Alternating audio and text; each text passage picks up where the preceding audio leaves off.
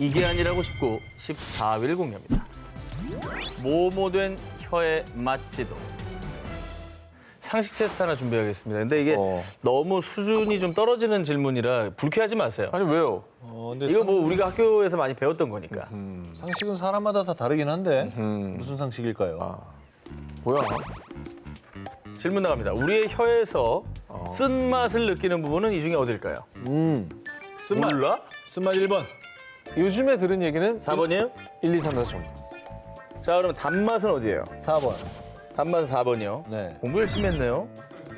제가 아는 대로 얘기해도 돼요? 오 기자는요? 1, 2, 3, 4.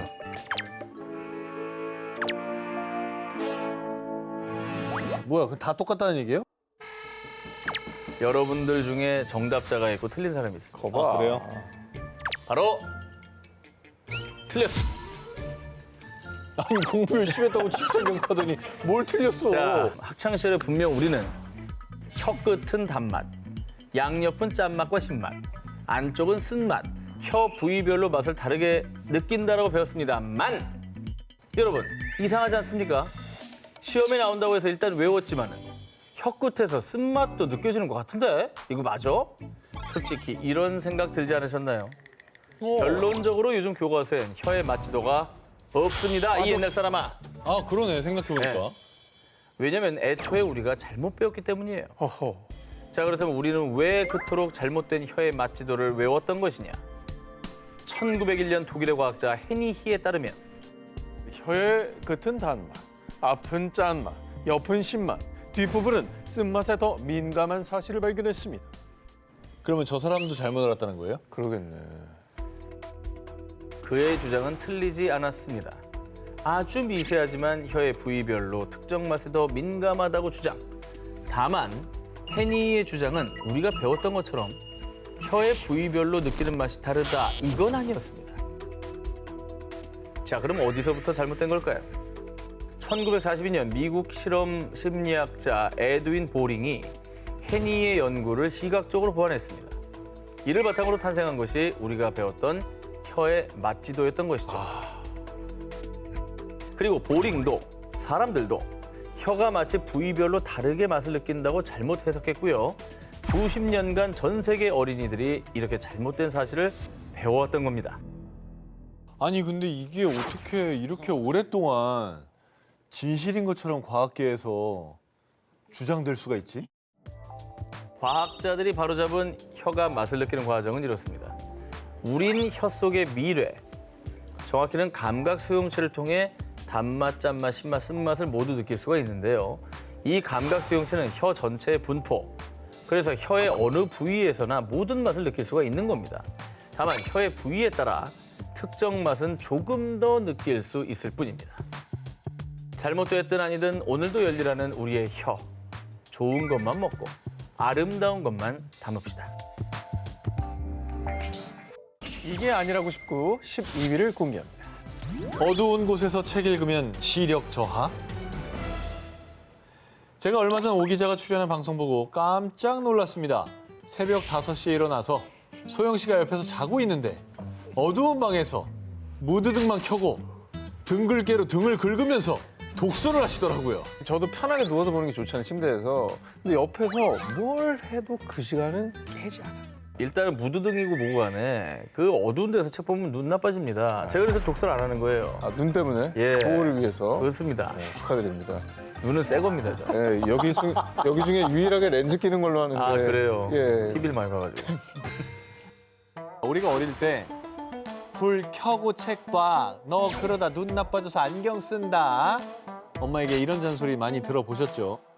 실제로 어두운 곳에서 책을 읽다 보면 눈이 침침해지고 피로해지는데요. 어두운 곳에서 책 보면 시력 저하된다라는 게 상식. 그런데 아직도 어두운 데서 책 보는 오 기자를 보고 제가 너무 걱정이 돼서 안과 전문의에게 직접 물어봤습니다. 굿.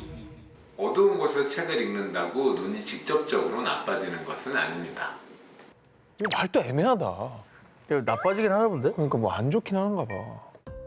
우리가 어두운 곳에서 책을 읽다 보면 눈의 근육이 긴장해서 피로도를 느끼고 일시적으로 시력이 떨어진다고 느끼지만요. 충분히 휴식을 취하면 시력은 회복된다고 하는데요. 그러면 저는 뭐 나쁘진 않았네요. 저 계속 읽어도 되는 거였네요. 잠시만요. 그렇다고 뭐 어두운 곳에서 독서하는 걸 뭐 추천하는 건 절대 아닙니다. 여기서 중요한 게 있습니다. 어두운 곳에서 책을 읽다 보면 눈이 피로해지고 글씨가 안 보여서 책을 더 가깝게 보게 되죠. 이게 특히 안구가 성장 중인 청소년기 아이들한테도 안 좋은데요. 가깝게 보다 보면 근시를 유발해 시력이 저하될 수 있습니다. 그러니까 어두운 게 문제가 아니었구나. 가깝게 보는 게 문제였다. 결국 그래서 가까워지는 게 문제였구나. 이건 맞는 거네. 책 이렇게 봐 하는 거. 근데 어두운 곳에서 그 정도 거리면 잘 안 보이니까. 그렇죠. 그러니까 어두운 곳에 가면 자꾸 가깝게 보니까 그래서 눈이 나빠진다 이 얘기였습니다.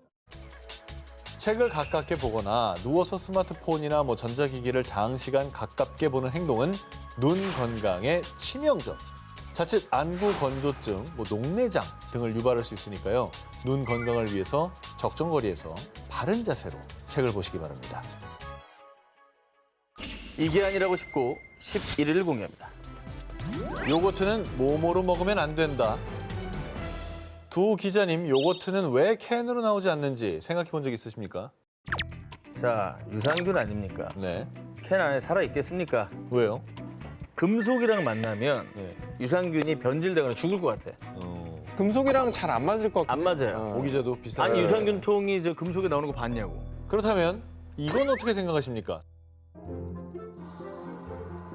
이게 뭐야? 요거트 제조 시설입니다. 스탠이네? 보시다시피 스테인레스 재질입니다. 말씀하신 대로라면 유산균 절대 금속에서 제조하면 안 되는 거 아, 아닙니까? 배양할 땐 괜찮아요. 바로 떠내서 바로 저기 플라스틱에 담아내. 그러니까 이게 편견인 건가? 유제품 캔에 안 먹는 게? 편견이라고? 배양되기 전이라 그러면. 생각해보면 태생부터 금속과 가까웠던 요거트. 하지만 오래전부터 쇠숟가락으로 요거트를 먹으면 유산균이 죽는다 라고 알고 계신 분들이 많습니다. 결론부터 말씀드리자면 사실이 아닙니다. 아이고. 이게 요거트 우리가 시중에 파는 것도 플라스틱 숟가락이다 보니까 상상을 못했던 것 같아요. 쇠숟가락으로 먹는 걸. 요거트는 우유에 유산균을 넣어서 발효시킨 건데요. 유산균은 발효 과정에서 우유의 유당을 분해해서 산성인 젖산을 만듭니다. 이 젖산이 요거트 특유의 새콤한 맛을 내는데요. 젖산의 산성 때문에 금속 숟가락과 만나면 산화 반응을 일으키고 유산균이 사멸된다는 말이 돌았던 겁니다. 너무 똑똑했던 거네. 하지만 요거트의 산성은 굉장히 약하기 때문에 쇠숟가락으로 요거트를 먹는 그 짧은 시간 동안 산화 반응이 일어나서 유산균이 사멸할 가능성은 아주 희박하다고 합니다. 그러면 쇠숟가락으로 막 퍼먹어야겠네. 그 플라스틱은 환경에도 안 좋지 않습니까? 오. 우리는 따가 쓸 수 있는 쇠숟가락 써도 되겠네. 그래. 그러면 뭐 쇠랑 만나면 뭐 사멸하고 이거는 가능성조차 없었던 터무니없는 얘기였던 건가요? 일반 철 같은 산화하기 쉬운 금속에 요거트가 오랜 시간 접촉한다면 유산균이 파괴될 수도 있습니다. 하지만 숟가락은 녹이 쉽게 생기지 않는 스테인리스로 만들어지는 데다가 결정적으로 앞서 보여드린 것처럼 뭐 요거트 제조나 발효 시설들도 스테인리스 스틸 소재로 만들어졌기 때문에 애초에 이게 성립이 안 되는 거죠. 말이 안 되네. 그러니까 뭐 영양소 파괴 걱정 이런 거 하지 마시고 쇠숟가락으로 편하게 드셔도 됩니다. 다만 코팅이 벗겨진 금속 용기에 덜어서 장시간 보관할 경우에는 산화 반응이 일어날 수 있어서 주의하셔야겠습니다. 그러니까 애초에 제조 시설이면 저게 다 파괴됐다는 얘기 아니야. 그러네. 그건 말이 안 되죠. 근거 없이 떠들었던 잘못된 상식. 이제는 일회용 플라스틱 숟가락 대신 쇠숟가락으로 안심하고 요거트 드시기 바랍니다. 이게 아니라고 싶고 9위를 공개합니다. 뭐? 이게 친환경이 아니라고? 최근 환경에 대한 관심이 높아지면서 분해되는데 500년 이상 걸린다는 플라스틱 빨대 대신 종이 빨대를 사용하는 게 추세죠. 우리나라도 바로 며칠 뒤인 11월 24일부터 식당이나 카페 등에서 플라스틱 빨대의 사용이 금지됩니다. 그런데 이 플라스틱 빨대의 대체품으로 등장한 종이 빨대, 많은 분들이 종이 빨대는 친환경 제품이라고 생각하시는데 과연 사실일까요? 종이 빨대 우리가 그 분해되니까 도입해서 쓰고 있는 거 아닙니까? 아니 종이잖아. 플라스틱보단 나을 거 아니야. 물론 종이 빨대가 플라스틱 빨대보다 분해가 쉽고 퇴비화할 수 있는 장점이 있습니다. 하지만 일부 종이 빨대는 일회용 종이컵처럼 액체에 쉽게 녹지 않도록 플라스틱의 일종인 폴리에틸렌 등으로 코팅을 하기 때문에 재활용이 되지 않고요. 그게 아니라고 해도 한 번 사용에 눅눅해지고 오염된 종이 빨대는 재활용 불가. 결국 일반 쓰레기가 되는데요. 그러니까 이게 결국에는 사람들 심리를 안정시키기 위한 수단이었지 결국 환경에 도움 안 되는 거예요. 아니 어쨌든 플라스틱 빨대보다 나을 거 아니에요. 그것만 얘기해 주세요. 종이 빨대가 나무로 만들어져서 환경적으로 좋은 선택처럼 느껴질 수 있는데요. 하지만 미국 환경보호국에 따르면 플라스틱 빨대의 원료인 폴리프로필렌을 생산할 때는 약 907kg당 1.55톤의 이산화탄소를 배출한다고 합니다. 아이고. 종이 빨대를 만들 때 사용되는 일반 혼합지를 생산할 때는 같은 무게라고 했을 때 이산화탄소를 8.45톤 배출. 그러니까 플라스틱을 만들 때보다 약 5.5배 많은 이산화탄소를 발생시킨다고 합니다. 아니 그럼 종이도 완전한 친환경은 아닌 거잖아요. 그렇죠. 그럼 뭐 어떻게 먹어요? 그냥 입 대고 먹어야 되나? 일회용 종이 빨대, 플라스틱 빨대 대신 금속이나 대나무, 실리콘 이렇게 다회용 빨대를 100회 이상 재사용하는 것이 좋은데요. 하지만 친환경 빨대의 본질이 플라스틱 줄이기인 만큼 일상생활 자체에서 플라스틱 제품을 줄이고 음료를 마실 때도 빨대 사용을 자제하는 것을 추천드립니다. 그러니까 친환경 이름이라는 포장에 또 속으면 안 되겠네요. 종이 빨대 무조건 좋다는 인식을 만들 수도 있었을 텐데 그거 아니라는 것도 오늘 방송을 통해서 또 많은 분들이 아셨으면 좋을 것 같습니다. 일회용 컵 대신에 텀블러 사용, 빨대 사용 자제, 일상 속의 이런 작은 행동들로 가져오는 큰 변화. 지금부터라도 환경 보호에 동참해보는 것 어떠세요? 이게 아니라고 19, 8위를 공개합니다. 이제 피부에 양보하지 마세요. 요즘은 남녀 불문하고 피부 관리에 많이들 신경 쓰지 않습니까? 두 기자님은 피부 관리를 위해서 뭐 전혀 아무것도 안 하는 것 같긴 한데 특별히 뭐 챙겨 먹는 음식이 있는지. 저는 음식보다도 수분 섭취. 아하. 예. 물을 많이 먹으라고 하더라고요. 좋죠. 예. 저는 콜라겐. 어떻게 뭐 가루로 아니면 네, 가루. 흔히들 피부에 좋다고 이제 돼지 껍데기 속에 요 콜라겐 좀 보소. 이거는 내가 먹고 싶어서 먹는 게 아니라 피부 때문에 먹는 거야. 이렇게 돼지 껍데기 푹푹 먹방을 펼치셨죠. 콜라겐은 일종의 단백질로 피부에 적인 노화를 방지하고 피부의 수분과 탄력도를 조절. 우리 몸속 콜라겐이 감소할수록 이마와 눈가, 입가 등의 잔주름이 자글자글해집니다. 그래서 피부에는 콜라겐, 돼지 껍데기를 외치셨던 겁니다. 하지만 우리가 알고 있던 상식이 모두 거짓! 지금까지 여러분이 드셨던 거 피부에 양보하신 게 아니라 햇살에 양보하셨던 겁니다. 그냥 맛있게 드신 거예요. 그럼 뭐야? 다 기름 덩어리였어? 허허. 피부엔 도움이 안 됐다는 거네, 아예. 일단 돼지 껍데기에 콜라겐이 있긴 합니다. 다만 동물성 콜라겐으로 일반 단백질보다 분자 구조가 크기 때문에 우리 몸, 즉 피부에 흡수되는 양은 불과 2% 정도에 불과합니다. 약 90%는 그대로 배출된다고 합니다. 피부를 챙기시려면 어류에 든 저분자 콜라겐을 드시는 게 좋습니다. 심지어 돼지 껍데기에는요 지방이 붙어있기 때문에 피부 건강 챙기겠다고 돼지 껍데기 무턱대고 먹었다가는 제대로 칼로리 폭탄을 맞고 다음날 체중계 위에서 오열하실지도 모릅니다. 하여튼 뭐 근데 맛있게 먹으면 기분도 좋아지고 기분 좋아지면 스트레스 줄고 그럼 피부 좋아지는 거고. 정신 건강이 최상입니다. 맞죠. 네. 피부에 좋든 어떻든 맛있으면 그만 아니겠어요? 스트레스 풀 때는 그냥 적당히 맛있게 드시면 되겠습니다. 이게 아니라고 싶고 3위를 공개합니다. 미세먼지에 몸하는 무용지물. 황사나 미세먼지 심한 날이면 목이 칼칼하잖아요. 아유. 그럴 때 두 분만의 해소법 있습니까? 딱 있죠. 삼겹살. 그럼. 어허. 삼겹살이지. 그게 플라시보 같긴 한데 실제로 먹어보면은 목이 좀 괜찮아져요. 그럼요. 실제로 미세먼지가 심한 시기에는 아유 목도 칼칼한데 기름칠 좀 해줘야지. 삼겹살 매출이 증가, 불티나게 팔린다는데요.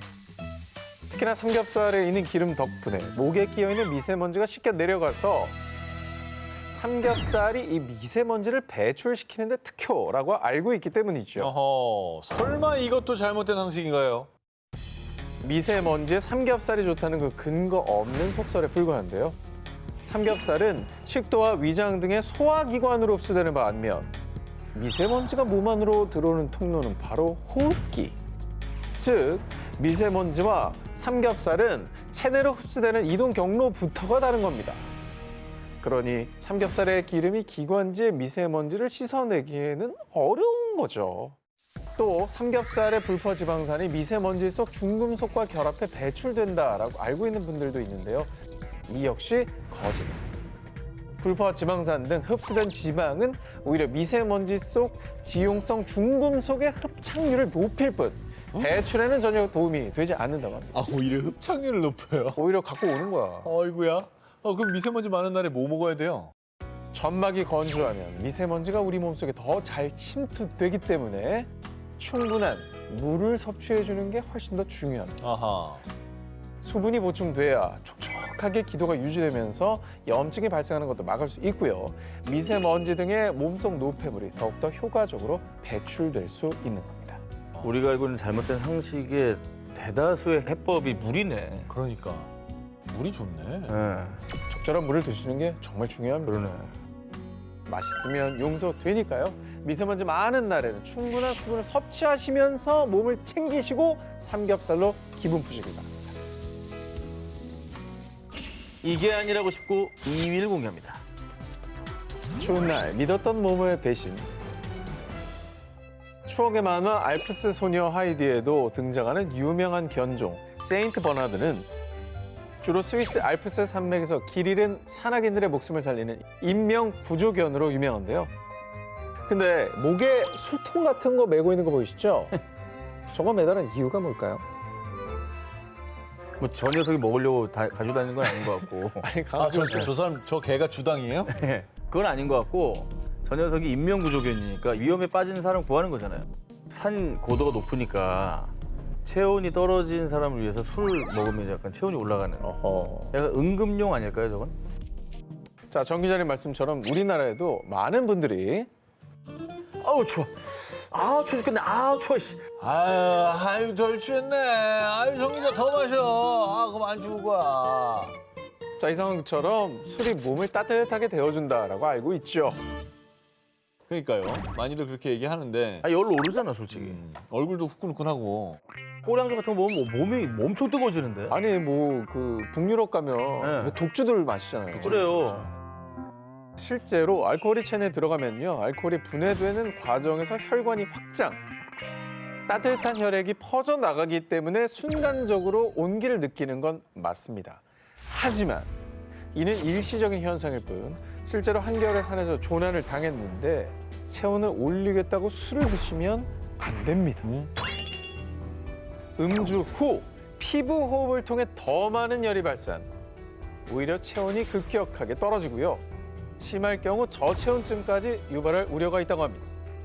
그리고 술을 마시면 추위를 덜 느끼는 이유가 음주로 인해서 뇌 인지 기능이 저하돼서 추위를 잘 느끼지 못하는 것일 뿐 실제로 체온이 올라간 것은 아니라고. 아 그래요. 착각을 하는 거구나. 결국은 그러면 추울 때 술을 마시면 오히려 더 추워진다. 잠깐 올라갔다가 더 내려갑니다. 위험하다 이 얘긴데. 그럼 인명구조견 세인트 버나드 저 녀석 저 목에다가 술통을 메고 다니는 거죠. 혼내줘야겠다. 아까부터 오해를 크게 받고 있는데요. 저거. 자, 한때 브랜디 등에 술을 넣어 다니며 조난자들에게 우리 저 구조견이 응급처치를 했다는 썰이 있긴 합니다. 하지만 실제로는 거의 빈 통을 메고 다닌다고 하는데요. 원래 세인트 버나드는 담요를 돌돌 말아 목에 고정시켜 놨는데 한 유머 잡지의 사파가가 풍자 삼아 담요를 술통으로 바꿔 그린 이미지가 인기를 얻자 하나의 트레이드마크가 되며 실제로 세인트 버나드의 목에 술통을 걸기 시작했다고 합니다.